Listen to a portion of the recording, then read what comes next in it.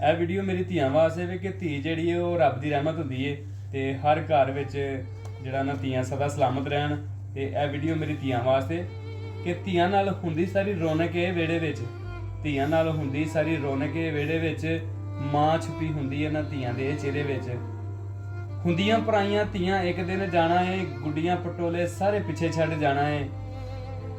ਲੋਕ ਨਾ ਇਹ ਜਾਣ ਕਿਤੇ ਦੁੱਖਾਂ ਦੇ ਅੰਧੇਰੇ ਵਿੱਚ, ਧੀਆਂ ਨਾਲ ਹੁੰਦੀ ਸਾਰੀ ਰੌਣਕ ਇਹ ਵਿਹੜੇ ਵਿੱਚ।